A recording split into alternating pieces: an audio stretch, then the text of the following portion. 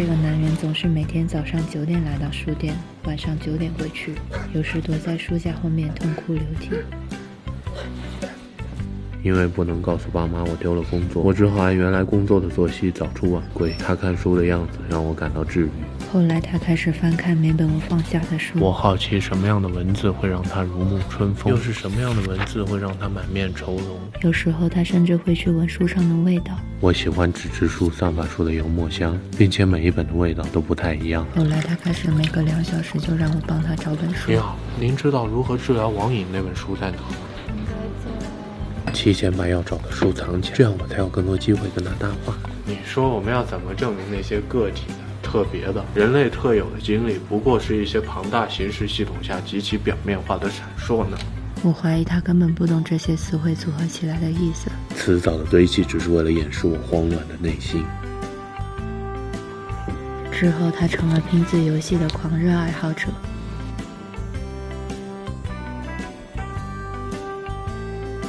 今天我要这几本。现在有活动，然后送这个。今天我要这些。建议你看看这本。在他不断的骚扰之下，我决定反客为主，把书店里一些卖不掉的书全部卖给他。在我不懈的努力之下，他终于被我打动，开始主动向我推荐一些书。那天我终于鼓起了勇气。你好，今晚可以请你吃个饭。今天要很晚才能下班。那我们可以找一家通宵营业的饭店。我还要整理书架，要清点库存，要打扫到很晚。今天太累了。那你等我一会儿，我来帮你。角落里总是会聚集很多头发毛絮，这个很容易被缠住。这里头有砂齿，就是专门用来咬断毛发，防止缠绕。那也没有多么干净。它很薄，并且3侧都可以零贴边，很多很难清理到的地方，它都能轻松清理到。看起来就很重。他们把水箱设计在了机器的下半部分，这样不仅手握起来省力，并且对地的下压力也更强。那天他默默帮我打扫了很久，和我一起整理书架，又帮我清点库存到了很晚。你说的那家通宵营业的饭店在哪里？那晚我们聊了很多生活、工作、饭菜和书籍。你可以给我你们店长的联系方式吗？我就是店长，你要干嘛？反正我还没有找到工作，想着要不要来这里应聘书。我们书店，实体书店，你知道现在1个月赚多少钱吗？12块钱。这还是因为上个月 iPhone 刚出了新款。书店收入跟手机出新款有什么关系？我卖出去了好几个手机壳。我可以少要一些功能，甚至可以不要。为什么？我发现在书店工作会让人有一种很温暖、很安心的感觉。可能因为你真的很喜欢这只书吧。可是如果有一天书店倒闭了怎么办？但是书还在啊。如果有一天书也消失了呢？我会因为我曾经跟书待了那么久而感到庆幸。那明天带着你的洗涤剂来上班。一只活了几千年的孤独吸血鬼来到河边，打算结束他的鬼生。旁边超市的女店员看到他准备跳河，立刻冲了上去。为什么你们这些人总要在这里跳河？那是他1000年来第一次感到被人关心。跳河很不环保，你知道吗？知道。而且很影响别人做生意啊！你哪怕往那边再走500米呢？500米是他走了1000多年才走到的距离。小姐，你是做什么工作的？有病！今晚可以约你出去玩吗？没空。你知道古巴比伦国王颁布汉谟拉比法典的时候穿的是什么颜色的裤子吗？你还是去跳河吧。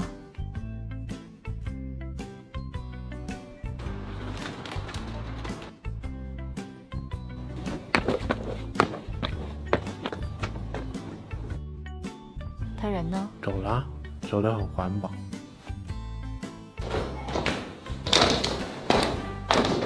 吸血鬼第一次约会怎么穿才不会显人地又稳重？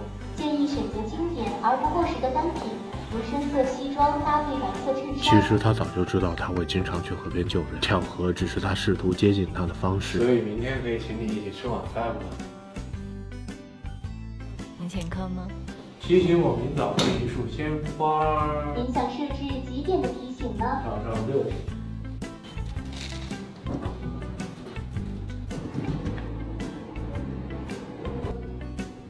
你愿意和我在一起吗？我都很不了解你。那我们现在可以快速了解一下。你多大年纪了虚岁1425。那你属什么？硬要说的话，应该是始祖鸟。你认真一点。我活这么多年，从来没有这么认真过。那你最喜欢什么食物啊？现杀的，现活的。你最喜欢什么类型的电影？那种根据真实事件改编的现实主义题材的电影，也有去我先看。虽然它有点奇怪，但它却奇怪的被这种奇怪深深吸引。你对现实主义是不是有什么误解？现实其实也是一种非常主观的认知。为什么这个电视看起来一点都不反光？我很讨厌太阳，所以专门买了这个带黑曜屏的电视，反光很低，并且在哪都能看。这个电影怪瘆人，让我有一种吸血鬼就在身边的感觉。因为这个电视有独立的 AI 画质芯片，能识别画面里有什么，然后一帧一帧优化它的清晰度、色彩，在你面前呢是完全真实的吸引你。你说电影里的吸血鬼活了几千年，会不会很孤独？如果他有这个 AI 电视，可以没事问问天气，查查世界动态，聊聊天，所以也还好。这是什么？好可爱。这是一个古老的预言，需要进行一个非常古老的仪式才能揭开。什么仪式？就是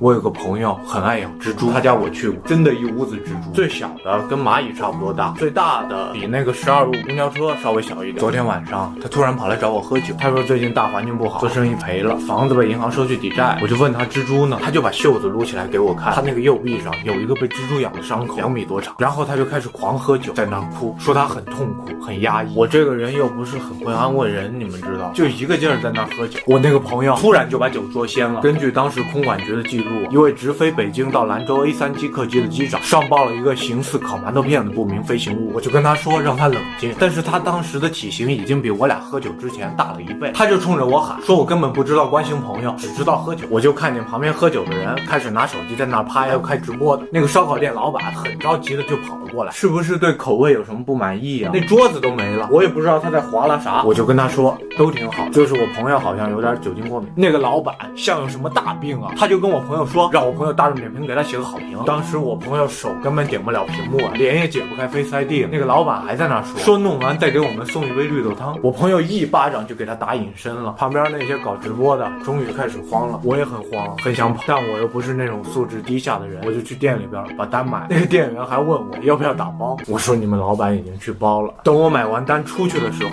我那个朋友已经开始织网，他就挂在那个广场旁电线杆上吐丝。我当时完全不知道该怎么办，就在很远的地方看，我就看见一群阿姨穿着舞鞋，拿着那个大花扇就往广场那边走。我就赶紧把他们拦下来，说那边危险。带头的那个阿姨根本不听，说那边是她黑色大丽花的场，说什么都要过去。我没拦住啊，我就看见那个丽花阿姨走了过去，伸出手摸了一下我朋友吐的那个丝，表情很惊异，然后又把那个丝传给了旁边的阿姨，旁边的阿姨又传给了旁边的阿姨。我就看见丽花阿姨冲着我那个朋友喊，当时我朋友在上面调挺高，哎，上面的你那个毛线怎么卖的呀？我朋友回了一句什么我没听清，我就看见他滋溜就下来。后来我跟我朋友合伙开了个纺织厂，现在他的生活除了吐丝就是斗舞，每天都很快乐。